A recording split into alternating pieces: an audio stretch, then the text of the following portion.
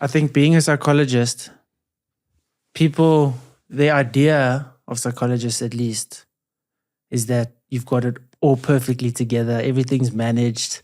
There's no struggles. And, it's the same as accountants. Accountants cannot have good finances. So it doesn't mean that just because you can understand someone else's mind and help them, that you have perfect sovereignty over your own. No, that is difficult. And I think it's the same with, they say mechanics cars never work well itself. So I think there's a big difference between being able to help other people and having the theory behind it and trying to be objective from outside. But it's very difficult having that, applying that to your own life. Yeah. And that's why psychologists actually need to see someone else as well and have their own supervisor and see a psychologist themselves to be able to sort through things. And I think as a psychologist, very often we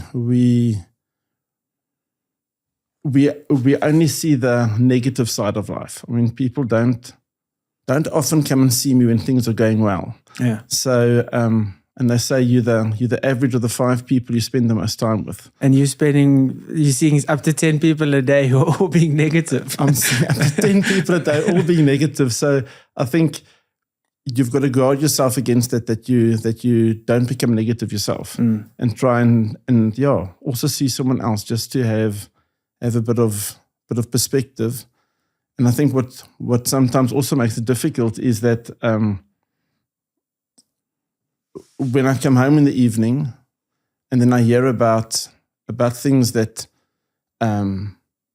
seem minor compared to what you've been dealing with during the day. And then I'm thinking, but this is not actually an issue, but it is an issue for my daughters and it is an issue for my wife. And then I've just got to be in that headspace where I help them and talk them through it and not say this is not actually important. Yeah.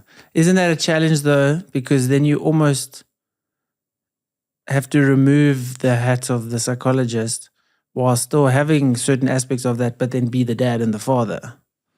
Yeah, and most evenings I try to, when I'm driving home, just try and change my mindset a bit, just to be able to be present, because I think it becomes very difficult. Any career is exhausting. And I think coming home in the evening and you're exhausted and you're tired, it's very often difficult to be present if you're not focused on that and you're not saying to yourself, I need to be present now.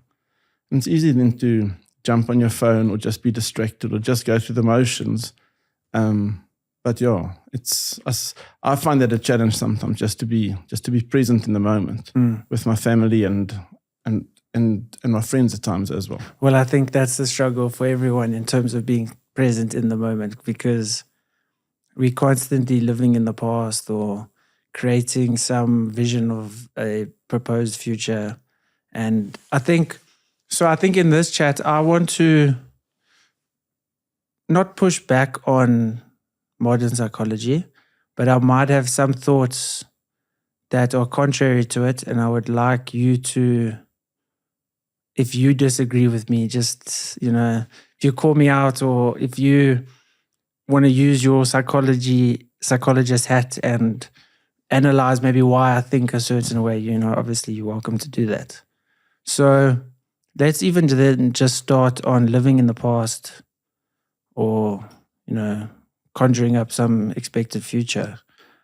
What I've learned a lot, and I think what people can benefit from, is understanding, first, if you look at emotion, you aren't in control of your emotions, because if you were in control of your emotions, you wouldn't be having those negative emotions. So, there's no free will in terms of that emotion of anger that popped up because that taxi driver got in front of you or your wife moaned at you and then you got frustrated. Like, if you could choose your emotions, you would just be happy all the time.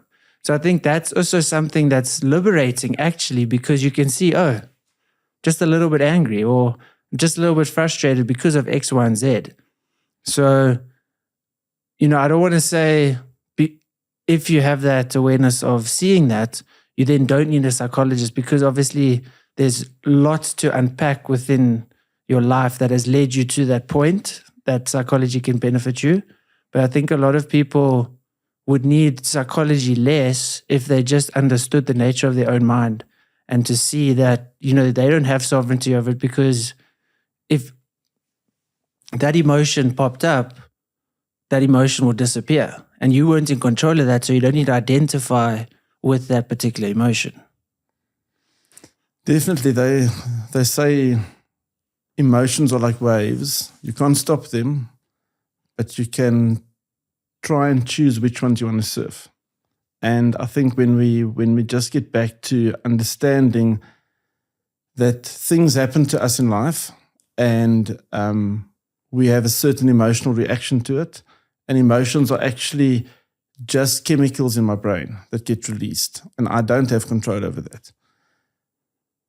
But I think being self-aware and trying to understand my emotions allows me to choose how I want to react to certain emotions. And I think very often that's why people have got different personas at work and at home. Because at work, if someone makes me angry, I can scream and shout and swear.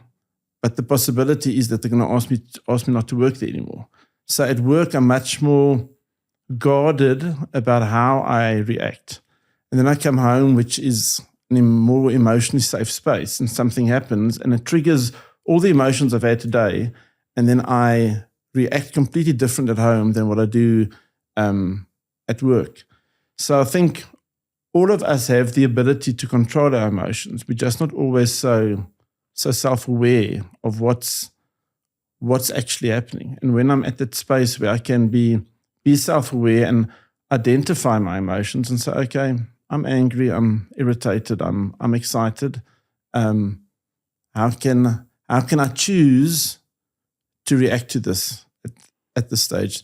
And it is, as you say, it is very liberating trying to understand that. But if it was easy, everyone would do it, but it's not that easy. And even with psychology, and with even, your psychology training and background and studying, and, knowledge of the brain and the chemicals, you yourself, other psychologists all struggle the same. And that's just the human experience. And that's interesting. Also, you mentioned, how you react a particular way. Someone might react at work versus at home. And it also shows that, you aren't one solidified person. You can be a particular way with different people, and you can show up differently to different people. And that's also liberating, because it shows you that, if I look at myself, and if I look at, we mentioned before we started dating, I previously might have, when I was less analyzed or self-aware, I would have thought that, no, I'm just maybe not the type of person that can commit. And then it's just like, no, but maybe at that particular point in my life, I was that person, but I don't have any obligation to remain that person. I can change. I've changed in so many ways. I don't need to be stuck in that. And all that, and being stuck in that is just ruminating the fact that I am that person. Whereas if I just start to believe that I'm the person that can commit, can have a serious relationship again, then I will start acting like that, and acting like that, all the dominoes keep falling, that you become more of that person. So it's the same when, you one person at work, one person at home. You can then also be the type of person that responds maybe in a calmer way at work. You can then take that into your home, or you could be the type of person that doesn't get angry for certain things because you didn't get angry in a different environment. So it's just how, you can work with the different versions of yourself in different circumstances. And because of the neuroplasticity that we have, you can remold, how you respond in certain situations. And I'd like to, maybe talk about neuroplasticity and creating those neural pathways, because I believe, or I'd like to think that I've, reshaped my brain in such a way that I don't respond to things how I used to. I don't think the way I used to. And, I've seen massive benefit from that. And I think that's what psychology does, is you get people thinking in a particular line of thought. You get them to, reflect in a positive way, and that then reshapes their brain. And that's the wonderful thing and the amazing thing about our brains, is that we can rewire our brains. They say neurons that fire together wire together. So the more I have a certain thought, that more that thought becomes my reality. So as you mentioned, if in the past you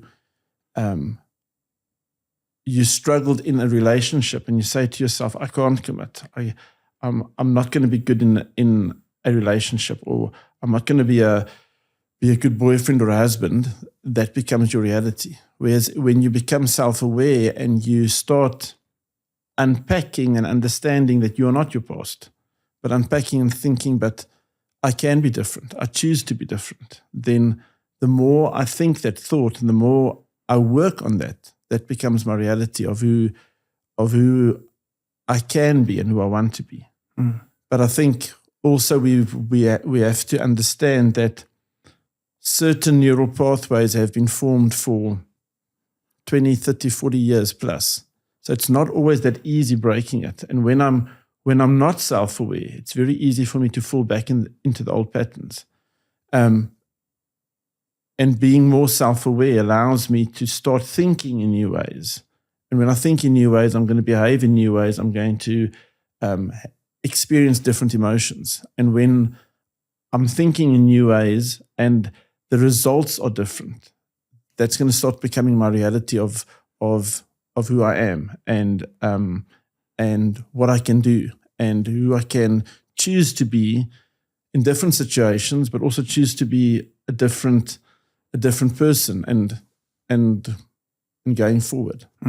You mentioned the past, not defining us, and I'd like to hear how you maybe work with clients in terms of maybe someone with a traumatic past or someone that acted a particular way, alcoholic or whatever.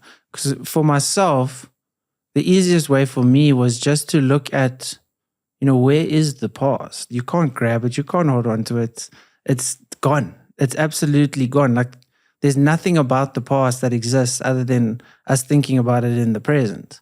So if I can't get to it, if I can't hold on to it, if I can't retrieve anything from there, what kind of weight can it bear? So I don't know maybe how you work with clients. Obviously you work very differently depending on their past, but maybe just in a broad sense. I think it's important to understand that the past is part of my story, but I can choose going forward and in the present how my story can be different. There's the theory of reframing something. So in other words, something that has happened to me in the past, something traumatic, I cannot change that event. But if I think about it differently, then it gives me new meaning to it. So when I have a painting in my house and I don't like the painting because it doesn't fit with my living room or whatever, but I give it a different frame, and now because the frame is a different color or different shape or whatever, the picture looks differently, but the picture stayed the same. And that's the same with the past, is things have happened to me in the past, whether I chose it or whether other people chose it and I suffered the consequences. By thinking about it differently and understanding it differently, it takes on a new meaning for me. I mean, there's the story of Alison, who in PE many years ago was raped and stabbed 27 times and left for dead, and she managed to pull through with the help of doctors. And she saw psychologists, and she had to go through the court case because the guys that did it to her were caught.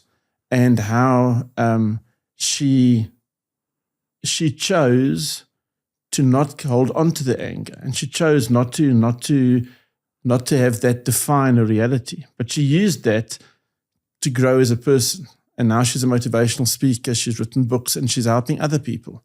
And I think when we get to a point where we understand things have happened to me in the past, and I can't change the past, but I can choose to think about it differently. It now takes on a new reality for me, and it changes who I am going forward. And I think very often people speak about generational curses.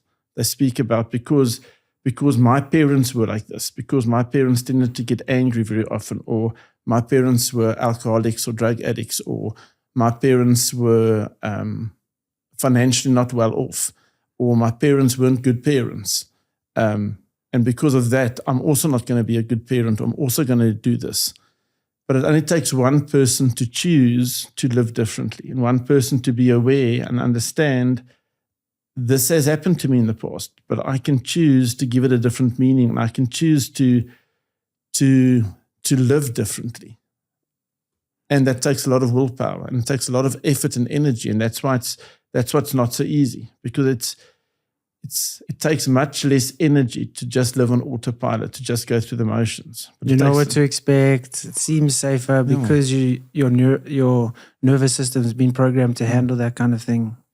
And then being self-aware takes a lot of energy, because I need to think in different ways. I need to behave in different ways. I need to choose to react differently. It's easy to blame the parents. It's very easy to blame the parents. And it's easy very easy to play the blame game.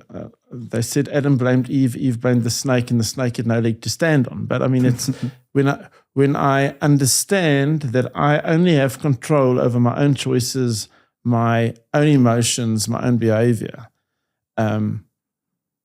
it becomes liberating, because then if you and I have an argument, I don't have control over what you think or how you behave. I've only got control over what I say. And then all of a sudden, instead of taking things too personally, I can say, okay, but let's focus on the issue here. I can't control the way you react, but I can control the way I react. And that makes a big difference. Yeah, I think, which I've also tried to do, and sometimes you can go into too much self-reflection and self-analysis, but the healthy aspect that I've done, sometimes it becomes too unhealthy, because everything I try to do the best that I can, and sometimes that becomes too obsessive and over-analyzing and creating more problems just to have something to fix. But the healthy thing that I've learned is, the world's just holding up a mirror to you. If something upsets me or triggers me or whatever, it's not the thing that happened that is the reason why I'm feeling, as you mentioned, it's me. It's something about what that person said upset me. Okay, well, why did it upset me? Not, oh, screw that person. It's, okay, well, they said that because of X, Y, and Z. How do I respond going forward? I can't control that they said that. I, as you mentioned, can control how I respond. And just realizing that I also can't understand that person's thought process behind what they said. I interpret it as being negative, as being hurtful, harmful, whatever, but it might not have actually been the intention, but I've interpreted it that way, and now that's my picture that I've painted on them, whereas actually it's just holding up a mirror showing, okay, well, maybe you responded like that because of X, Y, and Z. Maybe because we can't read people's minds, we can't actually see why they said that. And the same is, if they respond a particular way, they respond a particular way because I'm a mirror to them. So it's, they responded in a negative way, let's say, or at least I interpreted their response as negative, but it's maybe because of something I did that made them react like that, and they aren't maybe analyzing it as much. So in me analyzing them, it's freeing, because it's like, oh, I also got upset, but maybe that person's upset because of me, and it's actually, well, it's not actually because of me, it's because of themselves that they got upset. And then it's like this little game of table tennis almost, where neither one is actually doing anything wrong. It's just each's interpretation of what the other's doing. And I think when we get to the point where we realize that it's not actually about me, especially especially in relationships and especially in conflict situations, when I realize it's not about me, it's free.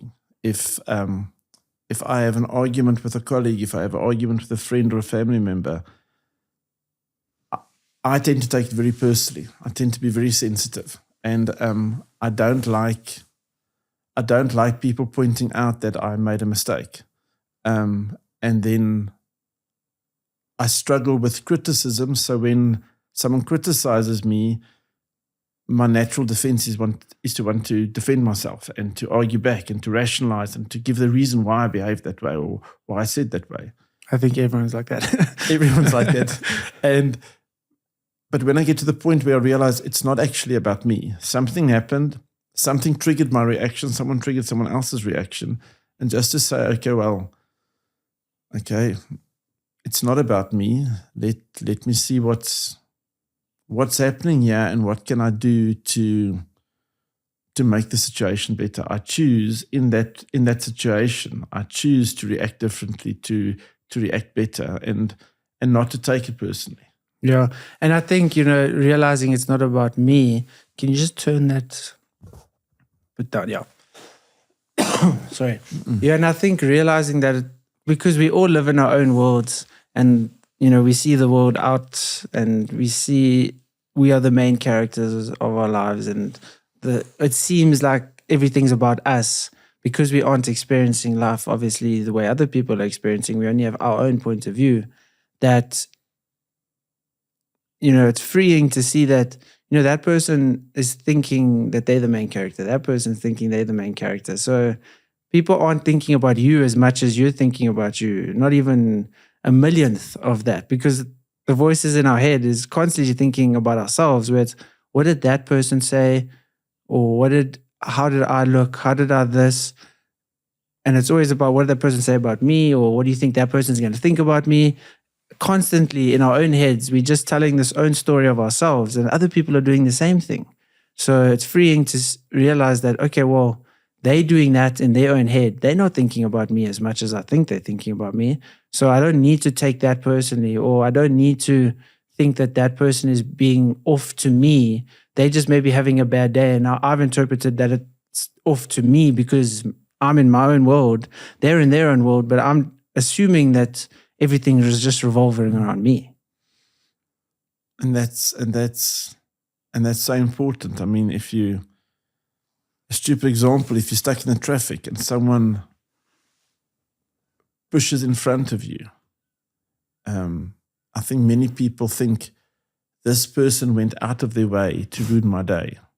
Actually, the person's also just in a rush and also just wants to get somewhere on time.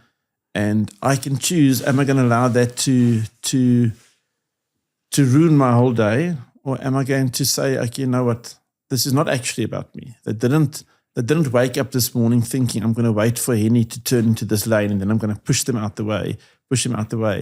Then it becomes easier then to be more self-aware and to say, okay, well, that's interesting. And I think that's a phrase that I very often use in sessions with clients, is to say, if they tell me something and they tell me about their reaction or the emotion they're experiencing, I say to them, well, that's quite interesting. Why do you think you reacted that way? And I try to apply it to my own life. I'm not always that successful, but I try to apply it. And when something happens, for me to say to myself, okay, well, that's interesting. Why am I feeling this way? What has triggered this? You just now mentioned everything you do, you try to do the best to the best of your ability and to do it better than before.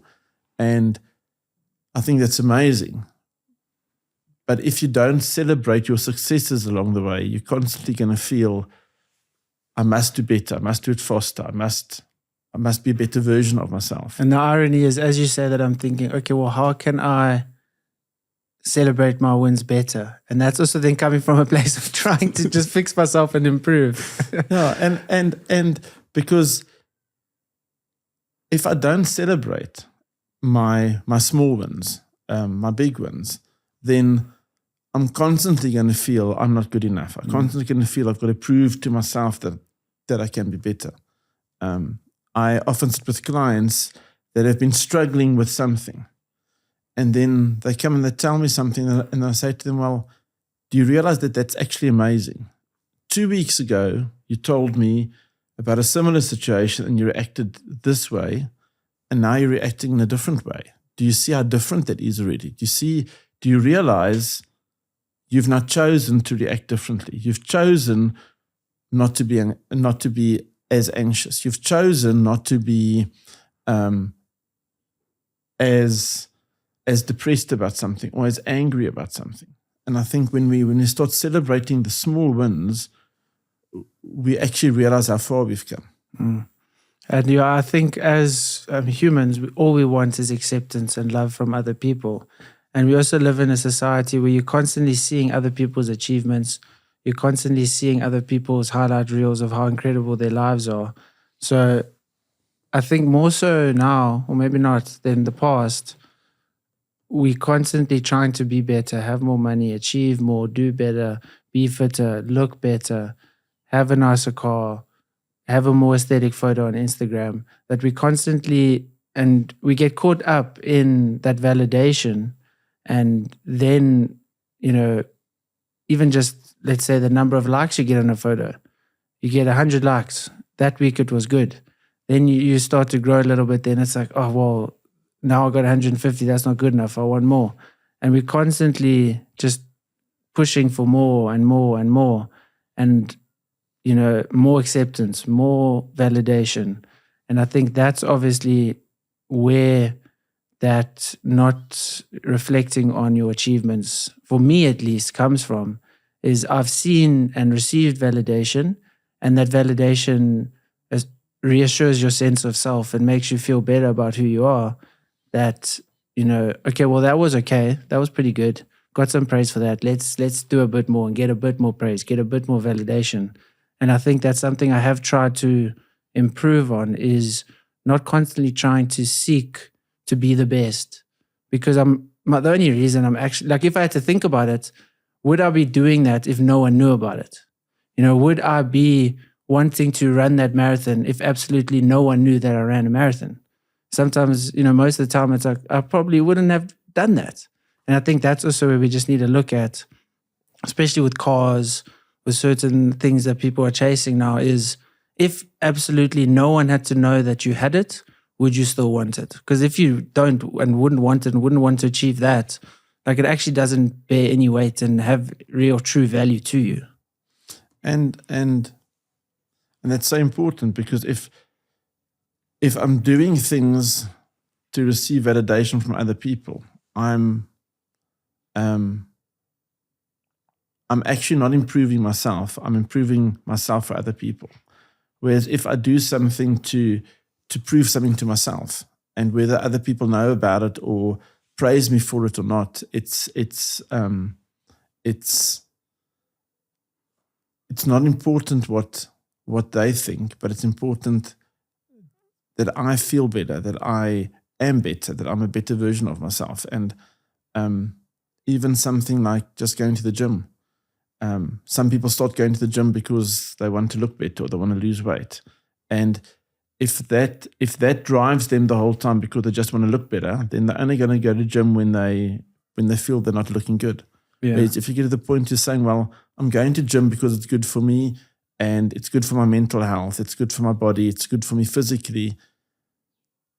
And if in the process I look better, or if in the process I lose weight, that's amazing. And I think just coming back to reframing, to say, but why am I doing things? Why am I doing it for myself, or am I doing it to get other people to praise me and other people to give me positive feedback and other people to say how amazing I am? Or am I doing it because it's good for me? And I think it's also coming and looking and realizing, at least maybe, where you coming from in your pursuits. Because if you're coming from a place of lack, you mentioned going to the gym just to look better, then you're never going to look better, because you're coming from a place of, I want to look better. So then there's going to be that constant pursuit of trying to look better. And you can never look good enough. No matter how good you look, in your own mind, you're never going to look good enough. And I mean, that's also what is so challenging, is because we can't see ourselves from other people's perspectives and from their eyes. I often look at myself and think I don't look good enough. And then I get the validation from people. And then I'm like, no, but you're just saying that. Or, I want to look better or whatever, because it's coming from a place of I don't have enough or I don't look good enough. And I think that's also where like my relationship with money has improved, because it was always, I need to accumulate more so I can have security. I need to build the business so that I can, have that safety. Whereas you're never going to have enough money if you're constantly coming from a place of, I need to save, I need to accumulate, I need to invest here, I need to do this, because you're coming from a place of, I don't have enough. And reframing that really helped me, both with my body and with, my relationship with money. It's not coming from a place of lack, and my main drive is to acquire better body, acquire money, because then if you're constantly just trying to accumulate, you're never going to have, that security that you're trying to seek. Because I think Adeline Watts says, it's a quote where it's the avoidance of, I'm completely changing it now, but it's almost the avoidance of pain is pain, or it's more about emotion. So let's say it's the avoidance of anxiety is anxiety. Because if you're trying to avoid anxiety, you're anxious about feeling anxious. If you're trying to avoid fear, you're scared of being scared. That then is fear.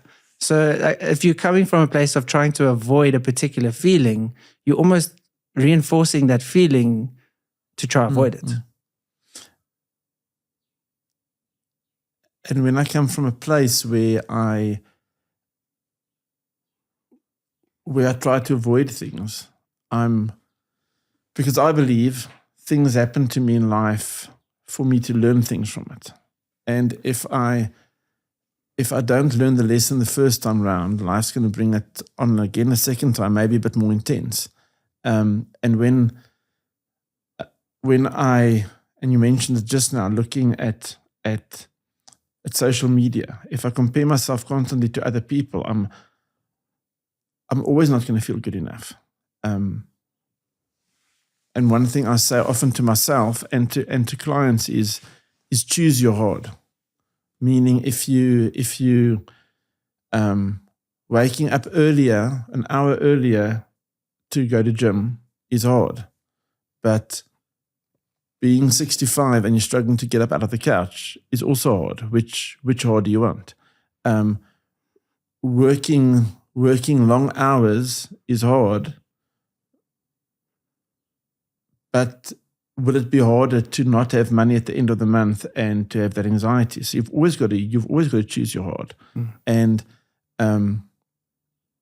teenagers don't like it when I say to them, but if you start studying and you keep up with your work, and over weekends, instead of playing online games, hanging out with your friends, to say, okay, but I need 2 hours to keep up with my work, that's hard. It's not nice.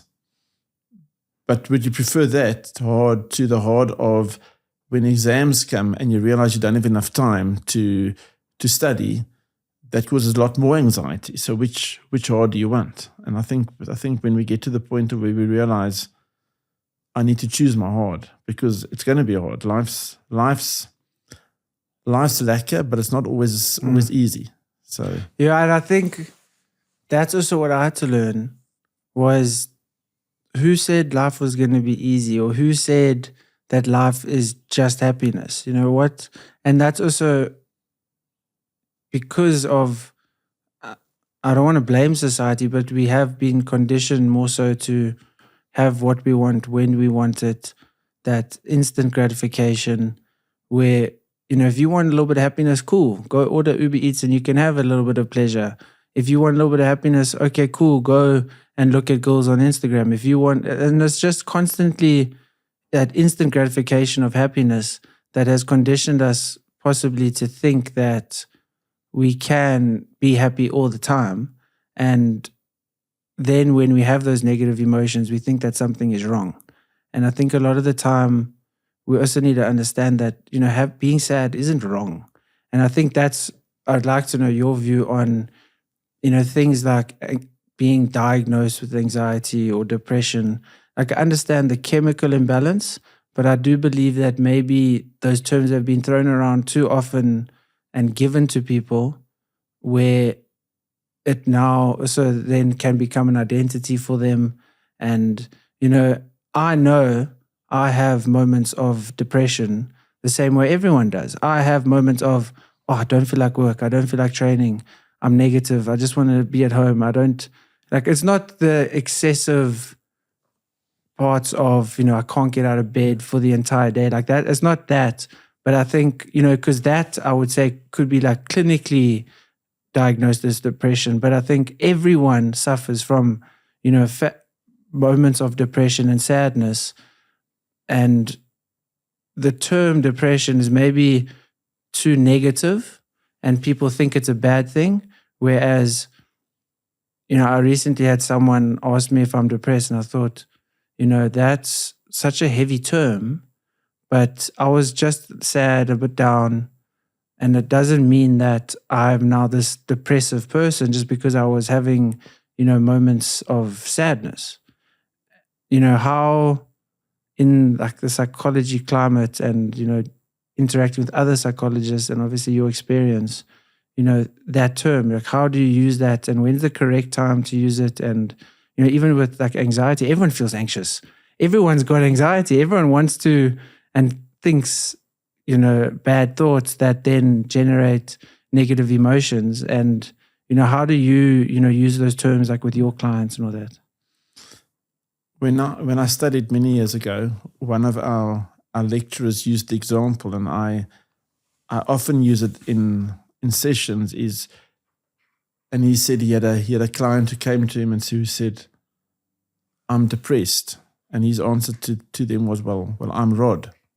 And I think we must, when we start differentiating between I am depressed and I'm feeling depressed, it makes a big difference, because I'm depressed becomes a label. I'm depressed becomes your identity.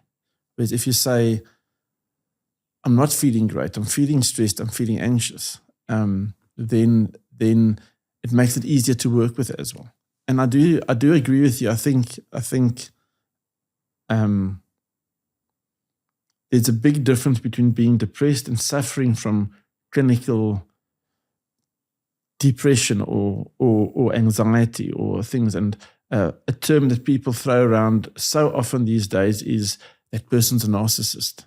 I mean, in reality, it's like, I think 1 or 2% or 1.8% of the world population is actually clinically being able to be diagnosed as a narcissist. But all of us have narcissistic traits. We are all self-centered and we all want things to work our way. But that doesn't mean I'm a narcissist.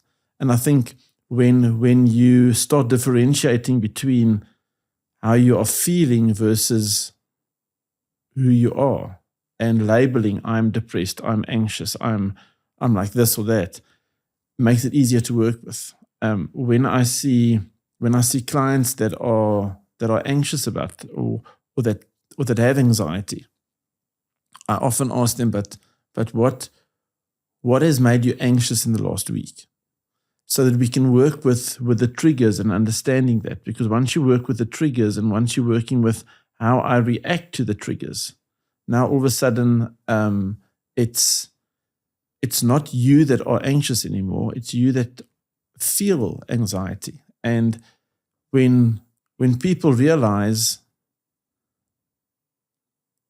it's okay to feel depressed, it's okay to feel stressed, it's okay to feel angry, it's okay to feel anxious.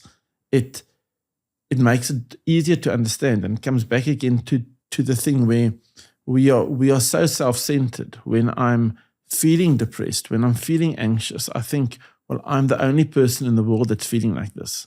But when I'm realizing that everyone goes through periods where they're stressed, and everyone goes through periods where they're worried about something, and everyone goes through periods where they're the alarm goes off in the morning and they're just not able to stand up, then it becomes liberating to say, well, I'm not the only one. And to just reframe that for people and for yourself to say, okay, well, I'm not depressed. I'm feeling depressed, or I'm feeling anxious, or I'm feeling worried. I'm feeling stressed. Makes a big difference towards how I see myself and how I label myself versus as how I'm actually feeling or experiencing something.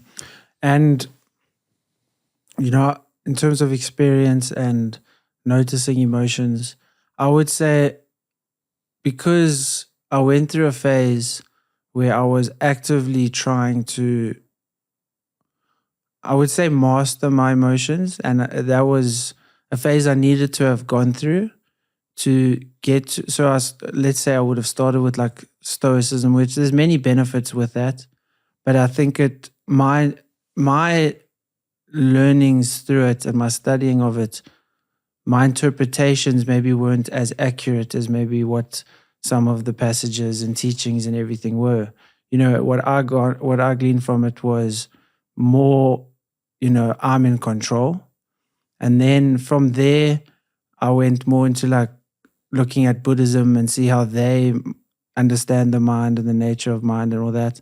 And I think that was the biggest thing that helped me, was just, and I mean, it's incredible to see some of the stuff like, let's say, Buddha said so long ago, before psychology was even a thing, to see how, he saw, as you mentioned, not identifying with, I'm an anxious person. It's just, the flavor of the moment right now is anxiety, and understanding that you are feeling anxious because of causes and conditions that are out of your control. And of course you're going to feel anxious because you are in a financial situation, because you are this and this and this and this and all of these factors, where it's just noticing like, right now my experience is, manifesting more in an anxious way because of these factors. And, I don't have to, I can understand. And I think that's also where you sitting with your emotion helps it and helps you. I thought I was better. I'm still coughing. I feel like I'm wheezing now. Maybe I pushed too hard this weekend. So I think sitting in your emotion, and just because the fact that it arises shows that it's going to disappear. The last time you were anxious, it felt like that's all that mattered. That was 2 weeks ago. Now you're feeling that anxiety again. Now it feels like that's all that matters, but you forgot about the happiness and everything that was there in between. So it's just noticing, being like, okay, the flavor of the moment right now is a little bit of anxiety, and that's completely understandable. I've got stress. I've got these and these things that I need to get done. Okay, it will pass. And then just sitting and noticing it, and not, letting it consume you, and identifying with it. Because we are living in a society where we are constantly being challenged to be better and to do things, we don't get enough time to just be. I don't know when last when I've asked someone, how have you been, or how are you doing? The majority of people say, I'm busy. And I also say that because I am busy. But being busy, I don't build enough time into my diary just to be self-aware. And that's the art of things like journaling. All major religions have the thing of taking rest. The Bible talks about the Sabbath, and the Sabbath is not it's a commandment, but it's not because we are scared of God that we have the Sabbath. The Sabbath actually there for me. I must work 6 days, but I must take a day to rest. And in that day of rest, not to lie on my phone and compare myself, but just to, in that time, have time just to be. And it can be a day. It can be just moments of the day. You've been in a meeting where you've experienced certain emotions, and just after the meeting, take 5 minutes to say to yourself, okay, well, that was interesting. I reacted that way. Why did I react that way? And what you said is so true. Is when I'm feeling anxious, when I'm feeling depressed, when I'm feeling stressed, at that moment you feel I can't carry on. This is too much. And just by reflecting that 2 weeks ago I also felt this way, or a year ago I also felt this way, and this too shall pass. I think that's the important thing. I very often say to people, tongue in the cheek, this too shall pass, maybe like a kidney stone, but it will pass. And once again, it's about choosing your heart. Are you going to choose to learn out of the situation and to say to yourself, well, I acknowledge I'm feeling this way and it's difficult, but I'm not going to allow this to consume my whole identity at this stage. I'm going to work through this and work with it and try and learn from it. And I think that makes all the difference, to just understand that this too shall pass. And we are going to pass. We're not going to be here forever. And I think very often we live with this motto of he who dies with the most wins. The day that I'm dead, I can't take anything with me. Although I would like to, I can't. And realizing that actually liberates you to say, okay, well, I don't have control over the past. I don't have control over the future. Yes, I can plan for the future and I can take out investments and RAs and all of that, but I might not be here tomorrow. So I often see it with people that retire. They've worked so hard their whole life to retire, and one day I'm going to live my life, and that one day arrives and then they don't know how to live their lives. And it's actually about planning for the future, but living in the moment, to say, okay, yes, it will be good to plan for when I retire or for the holiday at the end of the year. But I can spend a bit of money now on myself. I can take a bit of time now for myself and my family to do something nice. I don't have to say no to everything. I've got a friend who says, not everything that's enjoyable is a sin. I think at times we're allowed to say to ourselves, you know what, I'm actually allowed to enjoy life in the present, whether it's difficult or not. I'm allowed to, and I give myself permission to enjoy life as it is now. And I think almost, mentioning retirement, almost all of those 65, 70, 80, whatever age people, if you could take almost all of your money now and give it away to be 30 or 25 again, would you do it? And all of them probably would say yes. To feel how good you felt in your 20s and 30s, would you give away all the money you've worked towards? And, most people would say yes. I would give away all my money now to not have my 29-year-old knees, So, and we're constantly just trying to think, and we believe that there's some static point where, when I've made that money, when I've got that job, I'll be happy and I'll be deserving of that happiness. And then you get to that point, maybe you get that car, and then the novelty soon wears off, and then there's something else. And there's always this pursuit of, oh no, when I've got that, I can have happiness. Oh no, when I'm there, I can. And, that's just some expected future that you are conjuring up in your mind, and it might not happen. And obviously I know that, and I think that's also, I actually shared it on Instagram earlier, and that's where I've also tried to reframe my mind. It's when you start walking, like the path reveals itself. There's no correct way to live. Obviously, there's incorrect ways to live in terms of committing crimes and all of that, but there's no one way that is better than the other. If you are loving and kind and compassionate, there's no correct one way to live that is better than, someone else.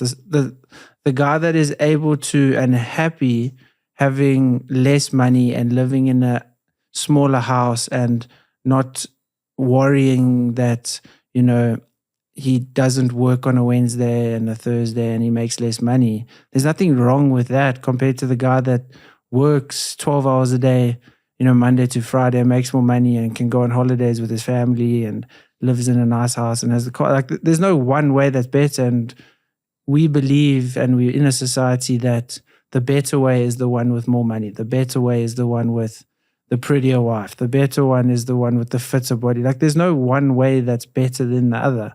Yes, there's healthier ways and there's, smarter ways in terms of setting yourself up to be safe, like things like RAs and that kind of stuff. Like, there's smarter ways to plan for the future, but all we have is right now. So if you're constantly unhappy trying to be smart about the future, then what's the point of living?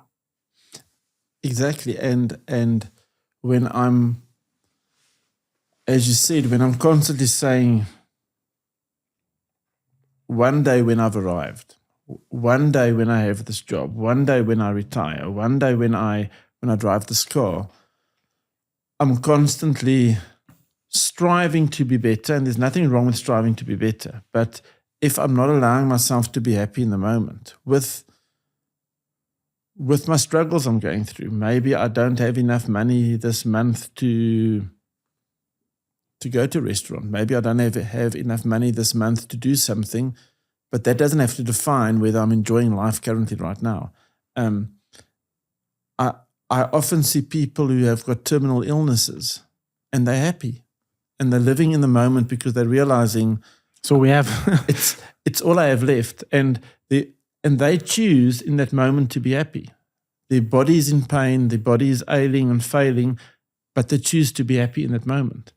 And I think when people look back on their lives, we all speak about the good old days. But when I think back to the good old days, there were times in the good old days when things were tough and things weren't nice. But the good old days were the good old days because I'm reframing them positively. So how can I reframe my present reality to be better, so that I can be content with what I have right now? There's a quote in The Office where the character Andy says, "I wish when we were in the good old days, we knew we were in the good old days." And that's just, and now is the good old days. Tomorrow is the good old days. Like, if you're always going to reflect back to a different time of your imagined past, because, we think about things in a completely different, incorrect way to how they actually happened or how actually we were experiencing them.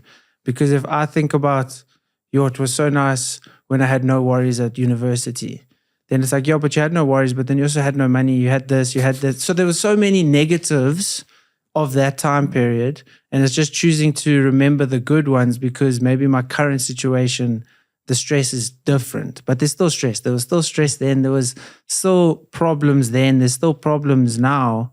It's just about, and I was going to get the tattoo of, which is kind of, I've tried to be my mantra in moments of like thinking about the future or the past or whatever. And it's just this, whatever is happening moment to moment, it's just that, like, that's just what it is. If I'm sitting answering emails and I don't want to be answering emails, so it's like, well, it's just this. You can choose to be happy in this moment, or you can choose not to be happy in this moment. If I'm running up a mountain and my heart rate's 200, it's just this. Everything is just this, because that's all there is. And that's what life is. Whatever you're feeling in that present moment, it's just this, and it's going to pass, because that's the one guarantee in life, is the impermanence of it. And things do change, and a happy moment, sad moment, whatever, it's going to change, and there's going to be other flavors, and there's going to be other experiences that, this moment doesn't define you. The next moment won't define you. It's just, moving through moment to moment and choosing how you respond to each of it. I've spoken to many people that have run marathons or done the Comets Marathon. You're an athlete. We spoke just now about one or two races and things that you've did. And a friend of mine ran the Comrades, and I spoke to him the evening that he ran the Comrades, and I said to him, how was it? He said to me, no, it was tough. Don't think I'll ever do it again. I saw him a week later when he came back, and he says, no, I'm training for the next one, because it was so nice. And I thought, but Sunday evening he said to me, we'll never do it again. And I think if we use that as an analogy, in the moment it was difficult. If you're running up the mountain, your heart rate's 200, you're not feeling great. But when you reflect back on it, look what you achieved. Look how nice it was actually in the moment. And if I can, as you say, just say to myself, well, it's just this. This is what I have control over. This is what I can do now. How can I choose right now to be content with what I have right now? Makes a big difference in the world. Mm. And this too shall pass, which even this past weekend at High Rocks, I had that thought of, there's still 40 more minutes, or there's still 5 more stations, or whatever. How am I going to get through this? And it's just thinking, you've done this before. In an hour, you're going to be done. Things are going to be okay. You're going to be hydrated. You're going to have had water. Like, you can get to that stage. And I often think, especially like in a cold morning when it's raining and you're running or whatever, it's like in an hour, you're going to have showered. You're going to be clean. You're not going to be feeling the same way. Like, you can get through this. Like, you can get to that point because, you can. You're going to have a time where you're going to be warm again. You're not going to be cold. You're going to be dry. You're going to have your tea or coffee. Like, you can endure this. It's not that bad. You've done it before. This too shall pass. This struggling will pass, and you're going to be, next to a fire warm in 45 minutes. It'll be okay. And I often say to people who feel anxious or that experience anxiety, and they get angry at me, but I say to them, so if you're worried about this, what is the worst that could happen? Many people have a fear of public speaking and doing presentations at work or talking in front of people. And then I say to them, what's the worst that can happen? Now I can stumble over my words. I can forget what I'm going to say. People are going to laugh at me. And I say to them, well, if that's the worst, is it actually that bad? Because it's not nice in the moment, but it's in my head, I'm thinking it's the end of the world, but it's actually not that bad. And when I reflect on things that I've been through and the hardships I've been through, then I realize, but that has also passed. But in that moment, I felt like I couldn't carry on, but I did.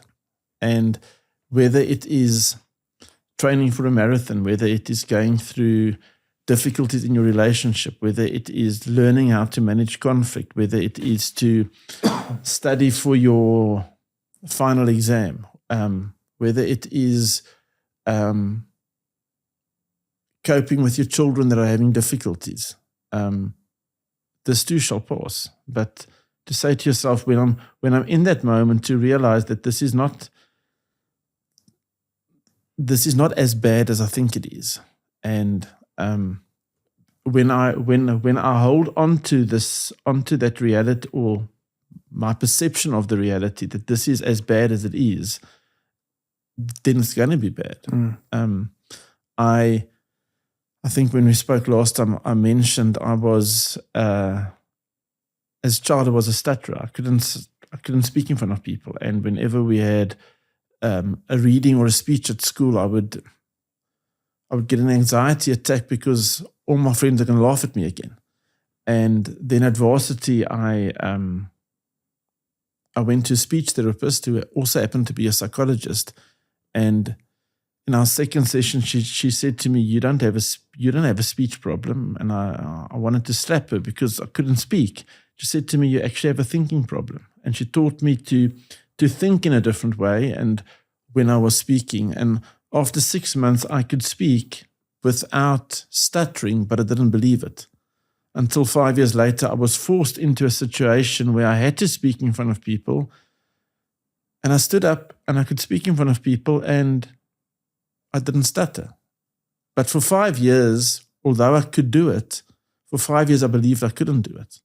And very often I think we need to force ourselves into challenges to actually experience that I can go through these difficult things. I can speak in front of people. I can run 10Ks. I mean, how many people start out thinking... when I started running, I didn't even think, I thought 10Ks was too much for me. And now what you're doing? Yeah, exactly. On a weekend, 10Ks is a warm-up run for you. Yeah, I did 10Ks yesterday morning. So it's when I start, it's going to be difficult. But as with exercise, the more I do it, the more I get momentum, the easier it becomes. And it's the same with life. When I go through difficult times and I challenge myself, it's difficult, but the more I do it, the easier it becomes. Yeah, there's that quote where it's like, you want an easy life, do hard things. If you want a difficult life, do easy things. And everyone can see that. It's obvious. The more you save money and maybe are a bit more frugal, it's difficult, but it makes you have a slightly easier life later. The more you sacrifice on maybe waking up early and going to the gym and doing the hard thing, life becomes easier so that you're not 65 and struggling to get off the couch.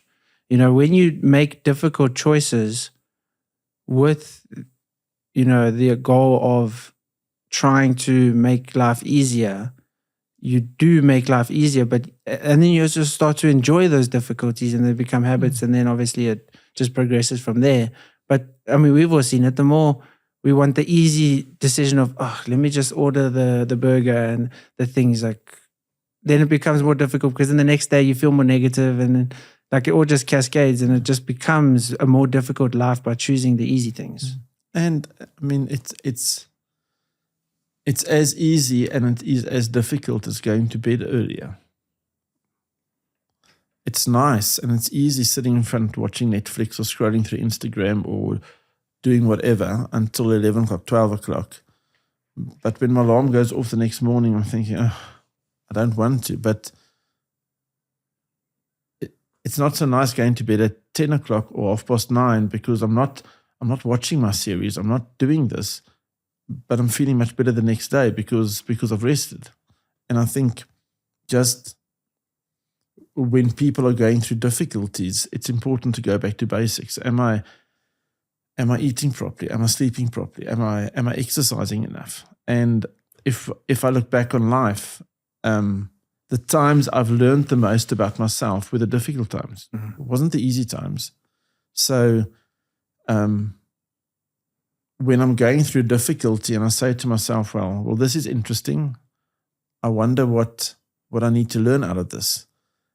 It gives you another perspective. It reframes it that I can say, okay, well, I'm willing to learn. Let me see what I need to learn out of this. We've mentioned exercise a lot. Would you say that, as people have said, that exercise is the best antidepressant?